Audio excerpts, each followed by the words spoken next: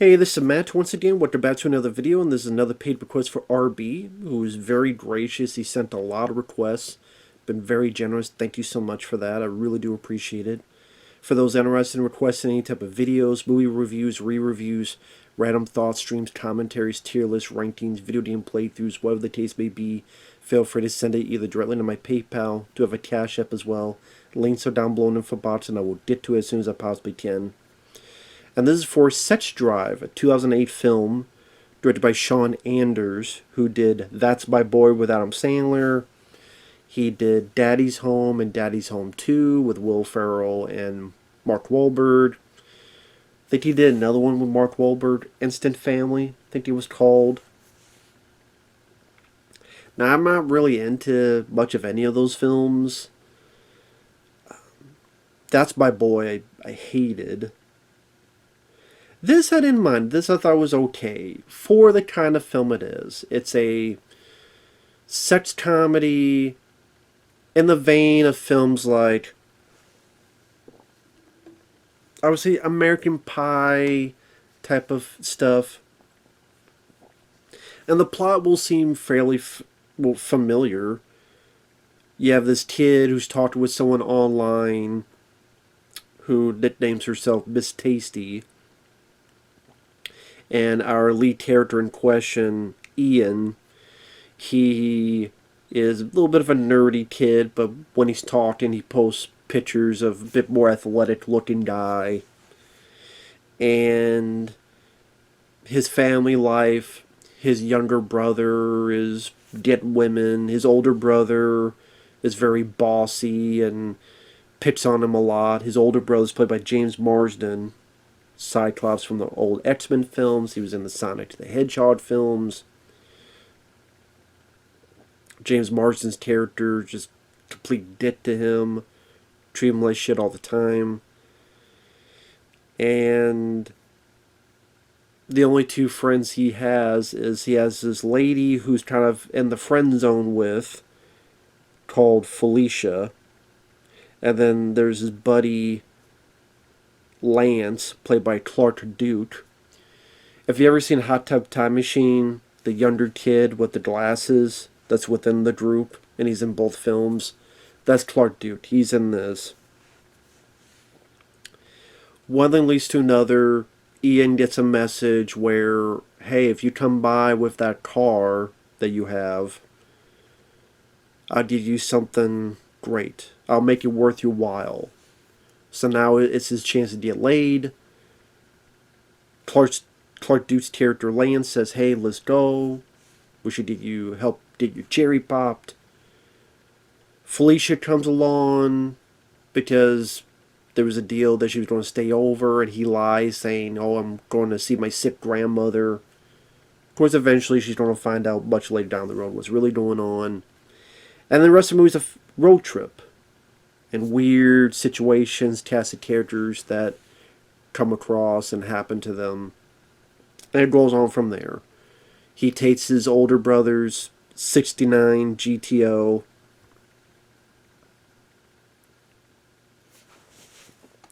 And a lot of cursing, a lot of raunch, a lot of stuff happens. Few recognizable people. Seth Green is in the film as an Amish guy who knows a bit more about the world than they assume. But yeah, there's a couple other recognizable people. Not a ton, but a few others. Is it David Koechner? That's a guy that I see him all the time in comedies. He was one of the weathermen in Anchorman. He was the pilot in Snakes on a Plane. If you see him, you know, yep, I've seen him in like dozens of movies. He plays a hitchhiker at one point. Fall Out Boy, the band, they're in it. Does they play a concert at an Amish gathering? And it's very silly, it's very goofy. And if you're into those kind of films, it's worth a watch. I wouldn't say I thought it was hilarious. I wouldn't say I found it incredibly funny. But it was mildly amusing at times. It was somewhat entertaining at other times. Now, I did see the uncut version, which is over 2 hours long. Honestly, because that was the only one that I could find, because I don't own the film, and the only one I could find was the uncut version. And the uncut version, they do this kind of funny thing where they make this, the director and writer make this fake promo of, hey guys, like they're pretending to act badly. Hey guys, we are doing this promo, and we're going to tell you that we're listening to you, and we're going to add more nudity.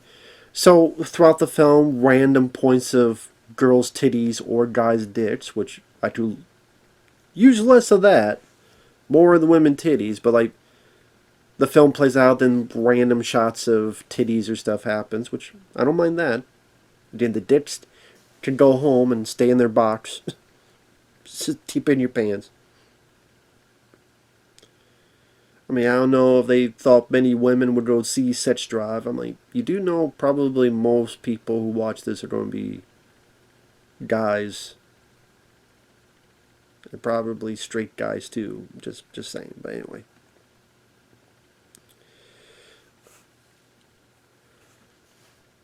James Marsden, I'm not big on him personally. He's a guy that defended the sicko that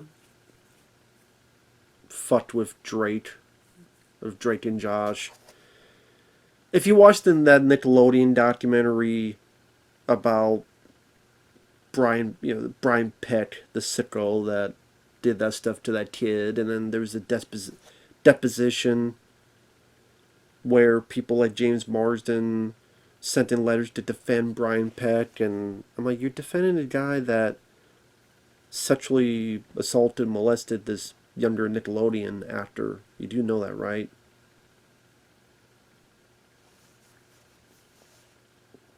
Just saying, like, you know that, right? And then he never said anything about it. He never apologized because he's a chicken shit. So James Marsden, as a person, you go fuck yourself. As an actor, I don't mind him. In this movie, he does have some funny spurts of anger. And they try to put as much curses as they can into his mouth. Like, keeps calling his brother gay. You fucking cock expert? You a cock expert?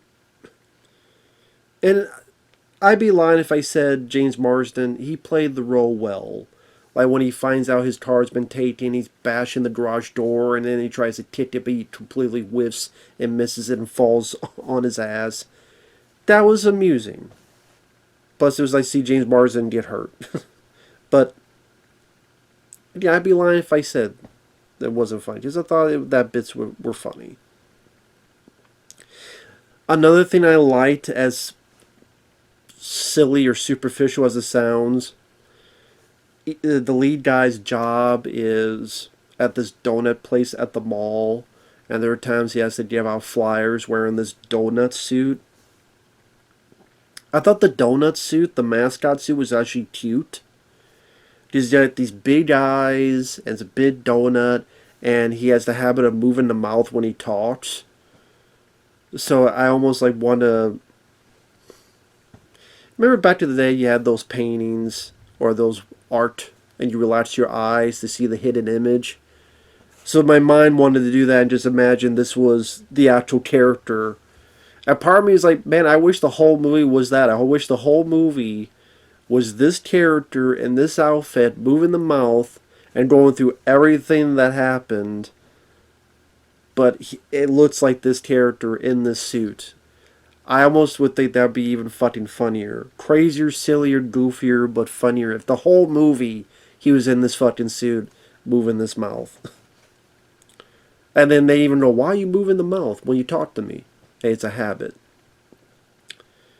But then he goes back to that habit, and then that appears later on.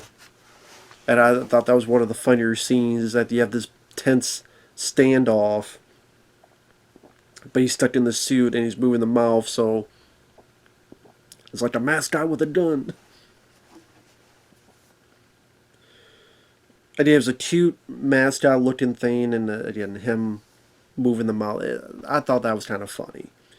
It was funny because, I don't know, maybe as a kid, part of my brain is thinking of like back in the day when I would see, the talking animals and talking other stuff, and that kind of your flights of whimsy of imagination takes over, and it's just not something you see every day, and then something, I don't know.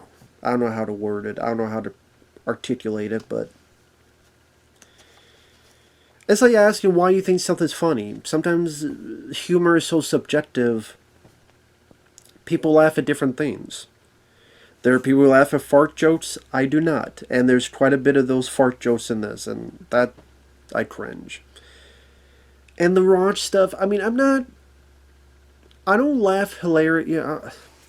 You had a lot of raunch stuff after American Pie. The scary movie films, the first two in particular, really went into that. Many other comedies went into that. More raunch, more craziness. So cum jokes, I wouldn't say, I laugh a whole lot at. So he has his dream. And I don't know why, I don't know if this is just the uncut version. So if it's not in the theatrical version, I apologize. But this is the guy comes and farts at the same time. I guess they thought that was funny. There'd be times the guy's looking at a woman and the woman bends over and then she farts a bit. I'm like, I guess it's just humor I don't get. It's humor that's not for me. It's humor that I just don't fall into the ha funny fucking thing. I don't give a fuck. I don't think it's funny. You want to fart? Fart wherever outside of my presence. You fart in the bathroom. You fart in the kitchen. You fart in a snare drum. You fart in your own face. Just don't do it don't do it near me. And don't do it near it by me. And I don't want to hear it. I don't want to see it. I don't want to smell it. I don't want any of it. Okay? I don't even want my own. I just don't find, even back to the days, Blazing Saddles, never found fart scenes funny.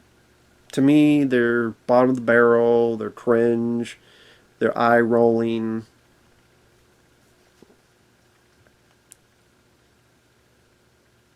That's just me. But the mascot stuff with the big donut, the big eyes, the moving mouth, that stuff I thought was kind of funny. There's some of the side characters are funny. There's these two very confident idiots. And the lead guy's at a party and he sees these two on the steps and they keep talking to this girl. And they just keep saying stuff back and back and back again. And when I would say back and forth, but they don't let the girl talk. And that's why I say he's back and back and back. And she tries to answer, they keep talking, and these two idiots keep talking. Very confident, but they're cop blocking themselves. And I thought their back and forth was kind of between the two guys was funny. They don't appear a whole lot, but those were kind of entertaining characters. Clark Duke, I thought he did well. After this, he would do the Hot Tub Time Machine movie. Other than the sequel, I don't know what else he did. I think he did a couple other films, but I can't think of a single thing he's been in for the past 5 or so years. So I don't know if he does TV work. I don't know if he does another type of job. I don't know.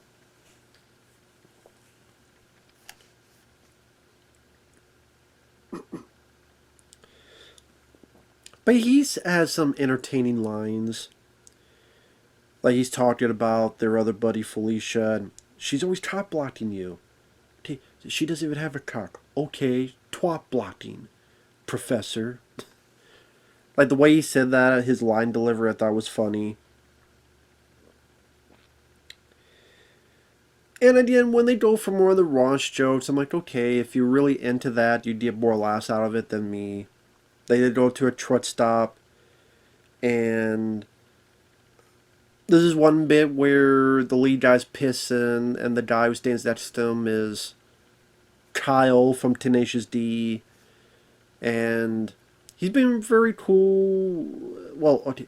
So the lead guy can't piss in public, and the other guy, Kyle, is trying to calm him down. Hey, it's okay, man, it's okay. But then you see like this big piss rising above the camera, like in this arch.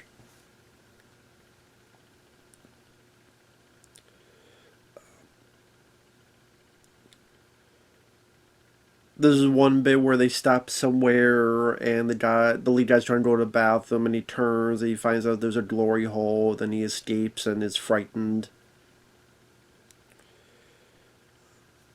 Clark Duke picks up a girl at a truck stop, and the next thing they know, they're all back at the girl's place where her parents are out in chairs in the living room. And the awkwardness was kind of funny because the two parents kind of sitting there like the days ago. Hey, how's it going, man? The old guy's balls is showing. Now, this may be in the uncut version only. I'm assuming it is. Where there's like a whole shot of the balls for like a full minute.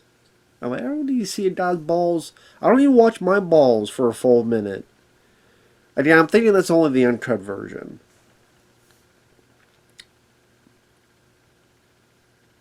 Maybe in the theatrical they just have the wide shot. I don't know.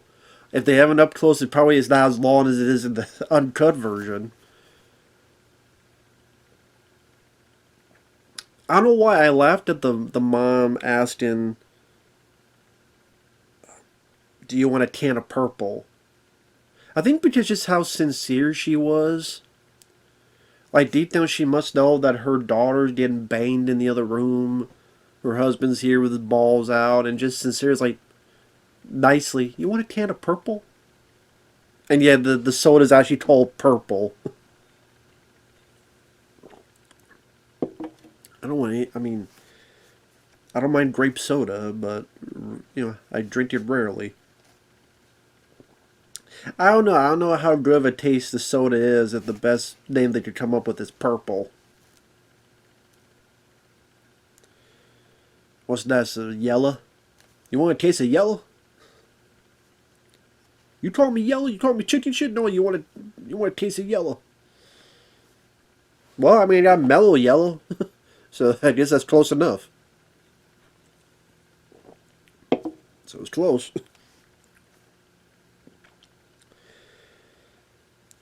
Heavy spoilers. They go through a different number of characters.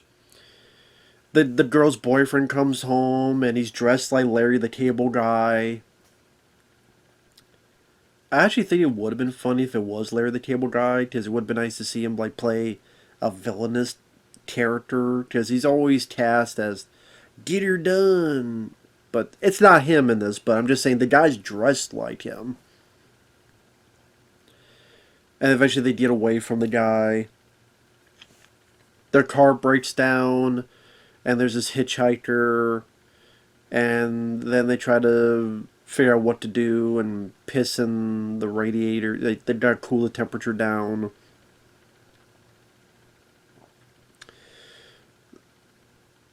They try to leave the hitchhiker, but they don't get far. So the guy's like, "Oh, okay, you don't leave me, huh? Okay, that's fine." Then he pisses on their window. Seth Green comes by, and they think he doesn't know anything about it, and he acts dumb at first. He's like, "No, I know what that is. I know what that car is. I'll help you." And you thinking maybe, well, I'll speak for myself. I'm thinking, okay, eventually they're gonna fuck him over, or they're gonna seem normal, and then you see how screwy and weird and crazy they are. But no, like, I think in the uncut version, they actually put in some bloopers within the film. There's a bit where Seth Green and Clark Duke are talking, and like Clark tries to leave the carriage, and Seth Green grabs him, and they're like looking at the camera, and they're getting really awkwardly close with each other. I mean, they even say at the beginning of the movie, "Please watch the real version first, and then watch this." So Thought that was kind of interesting. Again, where I'm sure the theatrical version is out there to watch. The only one I could find was the uncut version. Because I think a lot of places they're like, well, we'll just get the uncut version because they just assume people like Jason Goes to Hell. Makes sense. No one's going to want the R-rated version of Jason Goes to Hell. They want the uncut version. Here, though, like, there's a bit of a difference. Like Dumb and Dumber,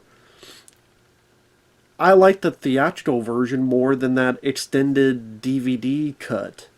Same with Friday. Like Friday, I still have the DVD with the yellow case. And I think Friday got announced. I can't remember from who. Tina Lorber. I'm hoping if they put both cuts of the film on there, as they should, I'll get that. Because I only have Friday now on DVD because there was a director's cut. I'm like, I don't like that cut. And I'm going off topic. But no, Seth Green's character is on the up and up, and the Amish people seem cool, and there's Fall Out Boy concert, and Clark Duke meets an Amish girl and falls in love with her. There's another bit where they're at a carnival, and the lead guy gets accidentally put upstage at this abstinence pledge, and accidentally has a boner on stage, and tells the girl to fuck off, and then she says in a, I don't know what accent she has, I would eat your asshole. I'm like, is that a good thing? No. And then throws his lollipop. It's one of those like gigantic lollipops. Like you could beat the shit out of someone. What was that video game? Lollipop Chainsaw? I never played it. I like to play it one day. I never played it though. But yeah, one of those gigantic ones. And it chips the girl they're with Felicia's tooth. They gotta go to the dentist. One joke I thought was funny, it was one of the times I did laugh out loud at, was her face is numb, but only for a little bit. Just like the next scene, her face is fine. But she started talking like this because of the stuff at the dentist. By this point, she's found out the truth, and she goes, well, come on, I want to go see her, shit. And then Clark Duke says, yeah, fucking A, tit and tit. Making fun of the way she's talking.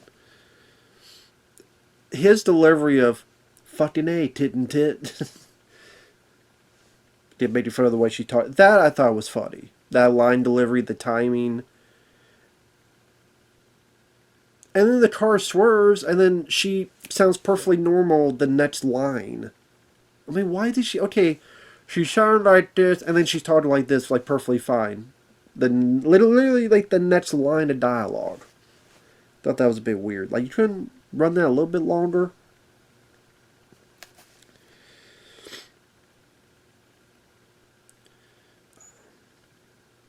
Other scenes, they accidentally kill a possum. You don't see the creature, but the lead guy keeps trying to kill it. And it won't die, so he keeps trying more and more. That joke, I think for me, it's just, I saw that joke before. Granted, I'm not saying you can never do another joke again. I understand that, but I thought it was funnier in Me, Myself, and Irene, which was 8 years before this. Because that was, 2000...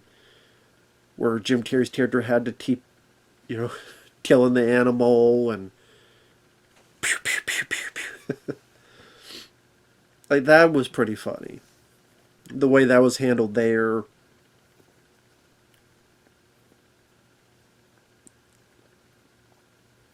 And here I thought it was kind of weird that you never actually saw the animal in question. It's like the camera is low and the characters are up there. I figured they would have just a ridiculous, like, a dummy, and, the guy's, like, doing all this stuff to, you just do it. I don't know, maybe they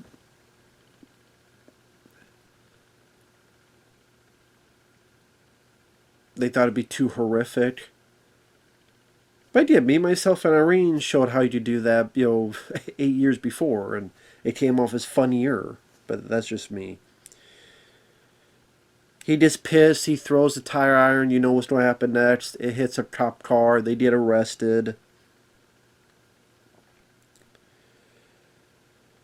Again, they love their farts.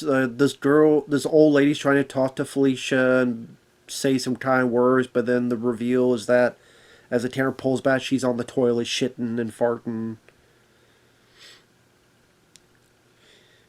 Eventually, after they get out of jail, the lead guy sees Miss Tasty. Again, heavy spoilers. You find out that she and her boyfriend are actually carjackers. They wanted this car to begin with. They kick him out. Felicia was hiding in the car. They gotta go try to get the girl. Eventually they do. James Marsden's found out what's going on, so he's down there. The wannabe Larry the Cable Guy wants Clark Duke's ass for fucking his girlfriend, so he's there. Clark Duke is there. Everybody's there. And because they left the guy out with just this mascot suit, our lead here's wearing the suit, gets the gun. And again, that stuff was kind of funny at the end. Where he gets the guy, he's got the gun, and the guy's, oh, you're not going to shoot. Well, anyone can shoot in the air. Shoots him in the leg. Well, anyone can shoot someone in the leg. And having the guy wear the mascot suit did make the scene funny. Because, you've seen this before, even in comedies where there's the standoff, and even, 48 Hours? Anyone else want a limp?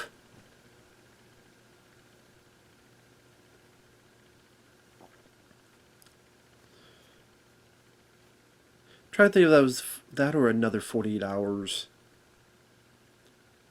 I think it was another 48 Hours. Because that's where he's going on his rant, I lost my wallet, man. I was a bus that rolled over 48 times. Because you got the gun. Anyone else want a limp? So, which I like that sequel. Yeah, it's too much like the first one, but I still like another 48 Hours. But anyway. But the fact that the guy's in the suit and he's worked in the mouth, and even Clark Duke just goes, "You're worked in the mouth. I don't give a shit." And then, one of the cops come, and they looked at the mascot as if it's an actual person. So he's trying to tase it, and he's like, Sir, I'm not resisting arrest. What are you doing, sir? And he tries to pepper spray the big eyes, but it goes back on him. He's like, the big Mexican is not going down. I'm like, how fuck. Just how the cop, he's committed in his stupidity. And that's what I thought was funny, too. He's so committed in stupidity and thinking this is a real thing. And that's what I mean. I kind of would like a whole movie where a character was going through all this, but had this visage, this outfit on. I just said maybe because that reminds me of a live-action Aqua Teen Hunger Force or something. Which, maybe if you do it right, it could work on that front. But,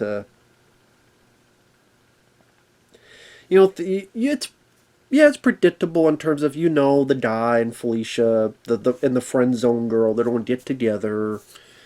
Clark Duke fell in love with the Amish girl, so he's going to go with her to the Amish community.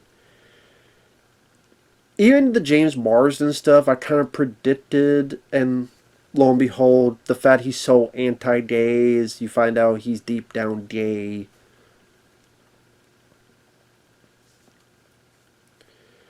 But everything works out at the end, and then the movie's over. So,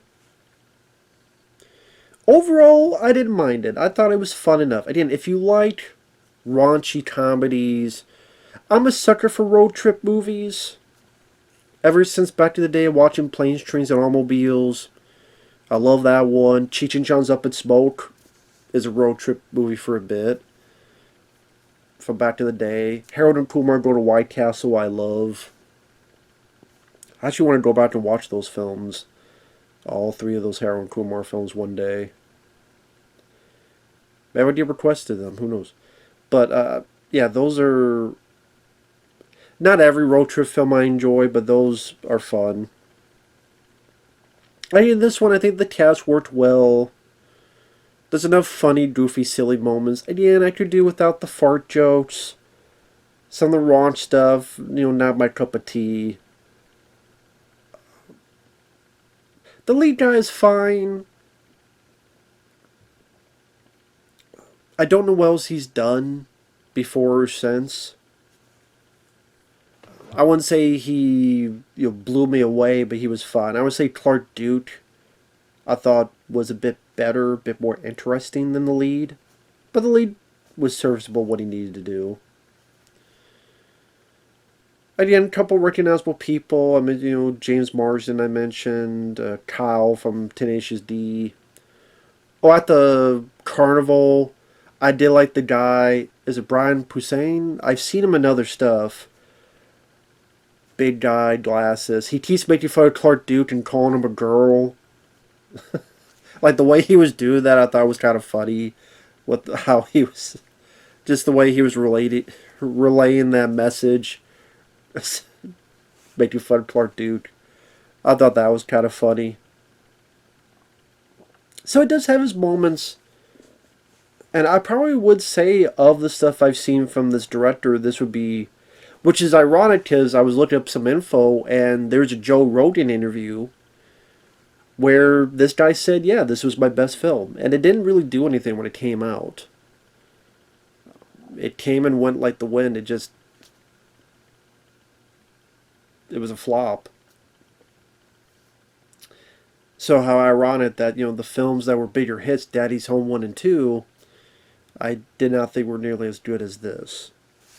I mean, this I would say it was decent. It was a time waster.